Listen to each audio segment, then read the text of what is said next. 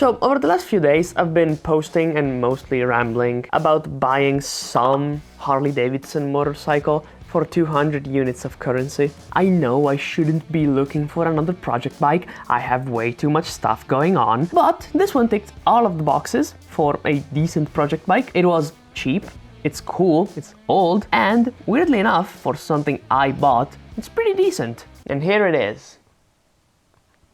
And it doesn't say Harley on it, does it? It says Cagiva. Why is that, you may ask? Well, it's a Cagiva. So that begs the question, why did I refer to this motorcycle as a Harley? Well, mostly clickbait. Real YouTubers do that, right? But also, it's not completely untrue. Story time. So, Harley Davidson, you know them. The best way to make a tired old prostate feel something, all while turning gasoline into, well, mostly nothing. Well, in the 60s, they weren't doing too good. Competition from overseas brands, low sales and reliability issues meant that the company had to be sold to AMF, the American Machine and Foundry Company. They made bowling pin setters and a nuclear reactor for someone. Now, before the AMF deal, Harley had already acquired the motorcycle section, I guess, of Aermacchi, which was an Italian motorcycle and aircraft manufacturer. And these bikes were kept in production during the AMF years, until Aermacchi was liquidated in 1978. And the factory where these bikes were built in was bought by brothers Claudio and Giovanni Castiglioni. Finally, from the ashes of Aermacchi, creating Cagiva. And because of the deal, the bikes produced until 1980 had to be branded HD Cagivas, not just Cagivas. So this is an 81, so it's already just a Cagiva. So I lied, and you should not trust me anymore. Just like your mom. This is still the intro, isn't it? So after all of that intro BS, what is this? So this is a 1982 Cagiva SX350. I would call it like a more road-oriented dual sport just by looking at it. Doesn't look like a full-on dirt bike. Like, it's got this massive plushy seat. It has a luggage rack. It's got blinkers. Street bike, I would say, street bike light controls, dials. It also has a dent, but no rust in the fuel tank. This being, I guess, one of the last SX350s, it has a front disc brake, which I think uses the same components as my Guzzi, so I already have brake pads for it. It also has oil injection, and you can see this is the oil cap. It's got a dipstick, and it's half full of red oil, so it must be good. And you know, for just being 200 euros, it's not missing a lot of stuff. I don't think it's missing anything, and really few things are broken. In the business, we call this foreshadowing. You can see it still has this mud flap thing on the fender. And also, if you're still mad at me calling this a Harley, it does have some Harley-isms, it's got a steel fender, and fuel tank feels like it was made out of adamantium because this shit is solid. The oil cap for the transmission has a dipstick, and it's still in place, and it's got oil in it. Again, red oil, so it must be good. Not like the last inspection this bike went through was in 2006. This bike has been off the road for 20 years. It currently does not run, but it's not that bad. And I say it because the throttle is stuck, which could just mean the carb is all gunked up from old fuel.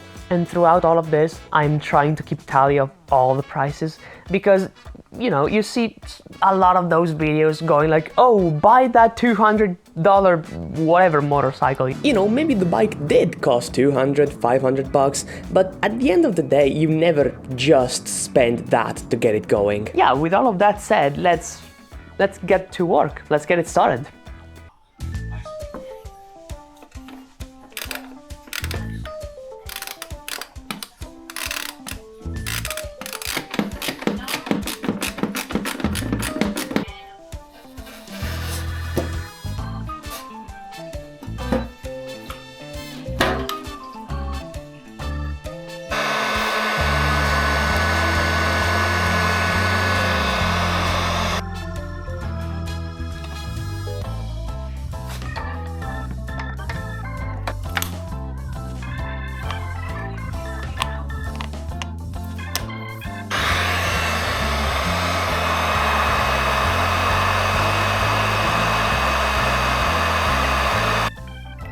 Jesus, friggin' carburetor.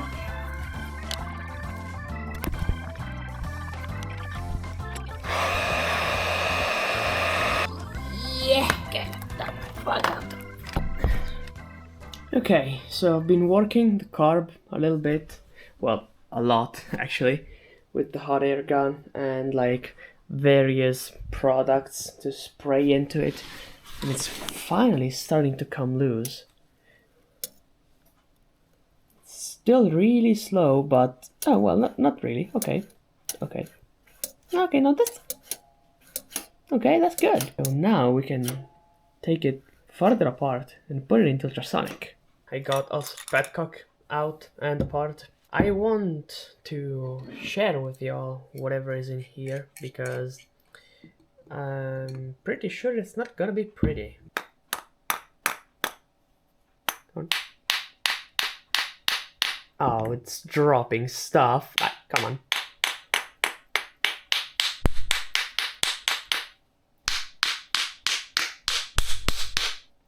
Oh, come on. It's stuck on this O-ring here.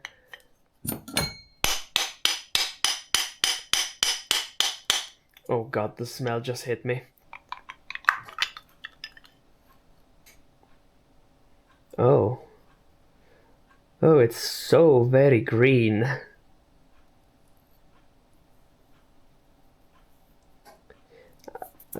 Why am I touching it? Float valve doesn't look to be stuck, which is good. I'm just gonna dump it like this into ultrasonic and then take it apart and then dump it again.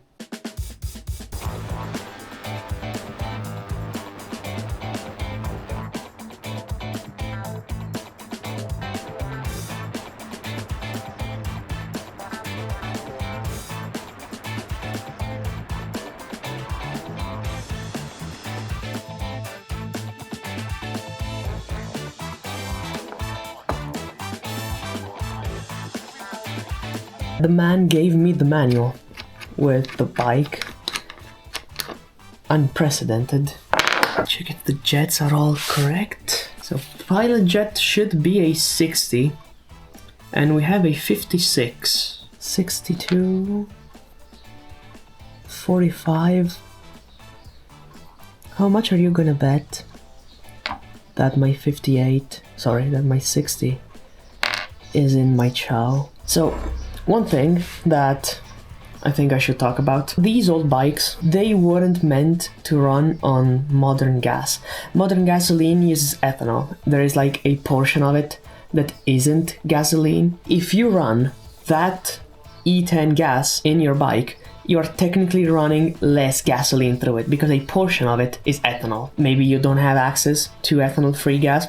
I don't. One thing you can do is just go slightly bigger in jet size.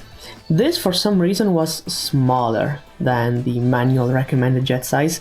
It's running a 56 pilot, should be a 60. Main jet, according to the manual, which, I mean, I have it. That's cool. It gives you a, like, winter and summer jet. So in winter it goes richer, and in summer it goes leaner. This is leaner than the leanest jet in here, so do I have a 125 6mm jet?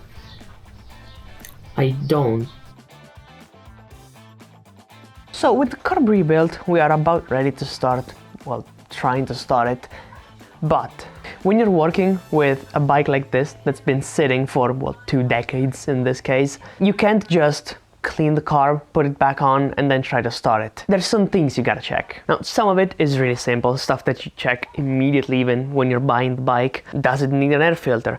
Did it have an air filter? Was it stored with an air filter? Now, in my case, I already put a new air filter on and a new battery, already activated that, but it did have an air filter when I got it, and like after the air filter, it was clean. There wasn't like any rat's nest, any like debris, anything that could like get in the engine and make terrible damage. If the bike was stored either with no air filter or it was stored with an air filter but some rodent maybe chewed through it and made a nest behind it, you would have to get the airbox off, vacuum it, vacuum maybe in the intake tract. You want most likely to put a battery in before you start it. Maybe the electricals won't work properly without a battery. Maybe the bike needs battery to get a spark. Is the fuel tank okay? Is it clean? Is it rusty? I pulled the petcock out. There was some like rust, I guess, just about there.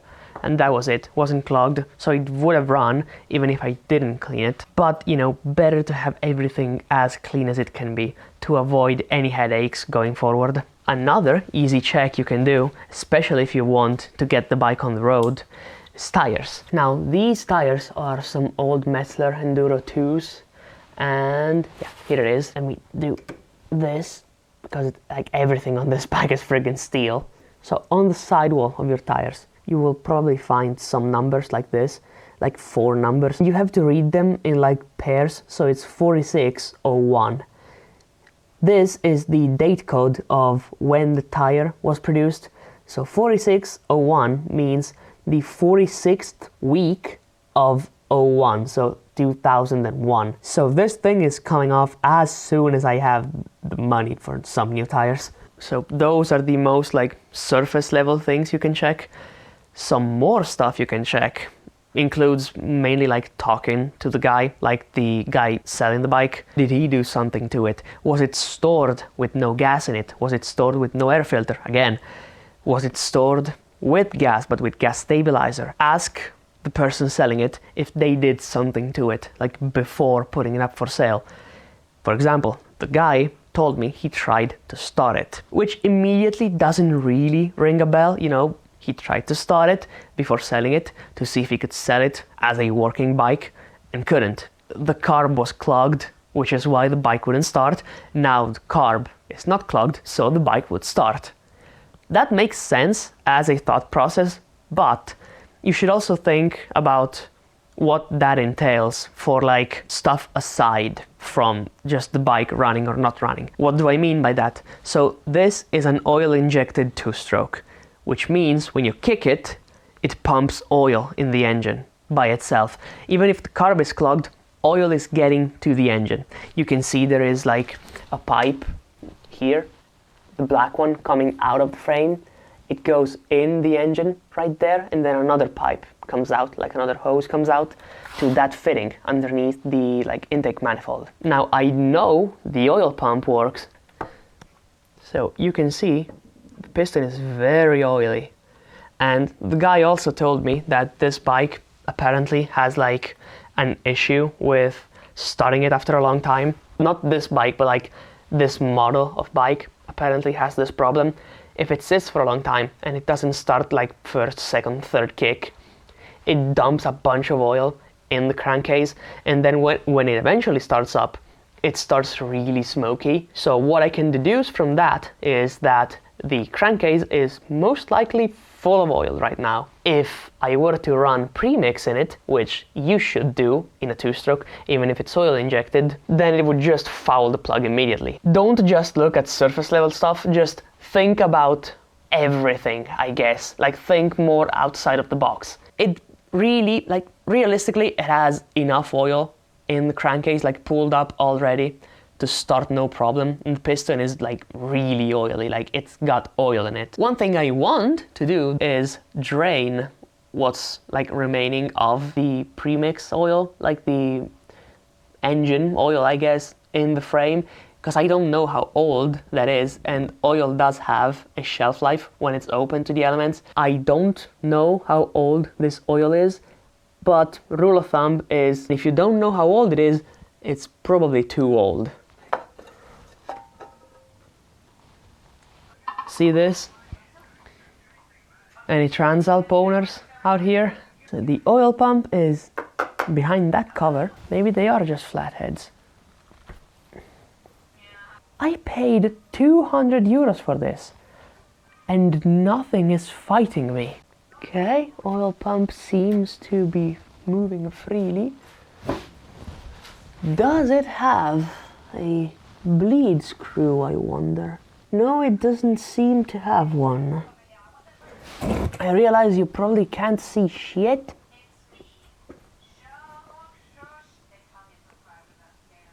Okay. I haven't made too much of a mess. Now the oil looks new, like it looks fresh. I don't know if it is, so maybe the guy put it in new, like new from a new bottle before trying to start it, I guess. I'm not sure, so I won't risk it. So, old oil out, new oil in, time to start kicking. Okay, so skip the head, put the carb in, put the petcock, some gas. I got the new oil in.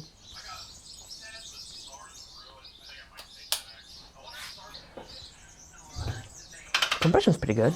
Okay.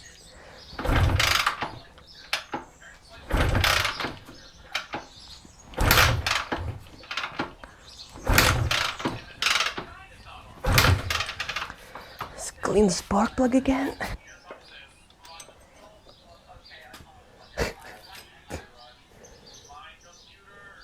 Just some oil in it.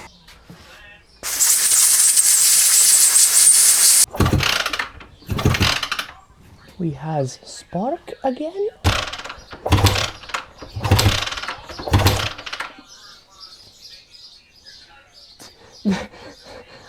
There's some oil in it. Ow. Is it getting fuel?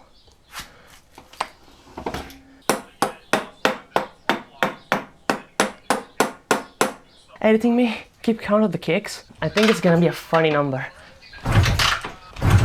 And if it isn't, well, 6, 7, I don't know. Now, trust me when I say it took longer than any funny number, you know.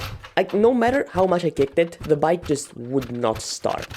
It gave some signs of life, only after spraying flammable stuff down the carb.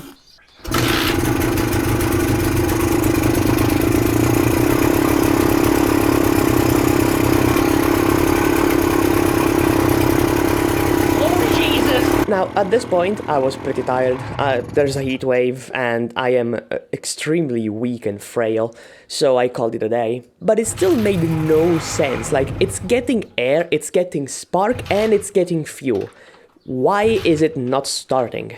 So, just out of curiosity, I unscrewed the nut holding the float ball in place, and no fuel came out. So I finangled the ball off, and lo and behold, here's the problem. The rubber seal of the float valve was so swollen that fuel was not getting through. So I stole a good float valve from my old carb I had on my Aprilia, and the bike just started, like, third kick.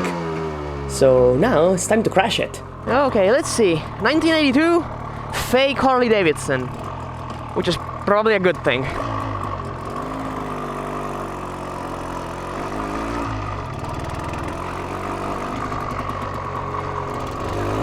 Ooh.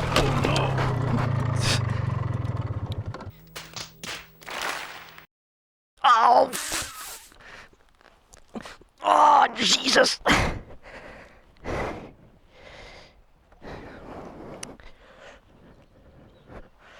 Shit. Did I say I need new tires? I think I said I need new tires. Oh, great. My handlebar is all fucked up.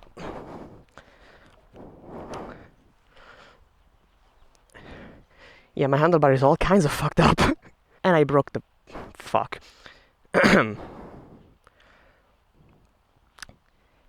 Cut. Okay, maybe I have the tech. I am in neutral right now, so if I start it and walk it a little bit, I can stick it in first gear and get home in first gear, hopefully. I mean, hopefully it starts.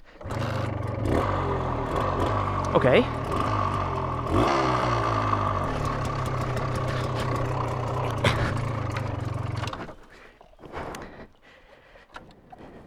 Well, I guess I'm walking. Guys, hope you enjoyed this video. I was enjoying it until now. Oh, man. That was second gear, by the way. So, this bike is not... it's not too old feeling, engine-wise. Feels potent. As I so demonstrated. If you enjoyed this video and want to see how this bike performs with some decent tires, subscribe, I guess, and like this video if you liked it, comment saying I'm an idiot, And let's try here.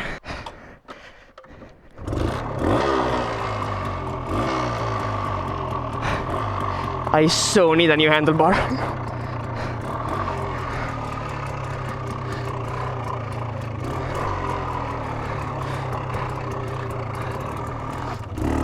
Yes! I think I'm putting TKC 80s on at this point, because these tires are shite. Subscribe if you enjoyed the video, call me an idiot in the comments, and see you next time. Bye bye!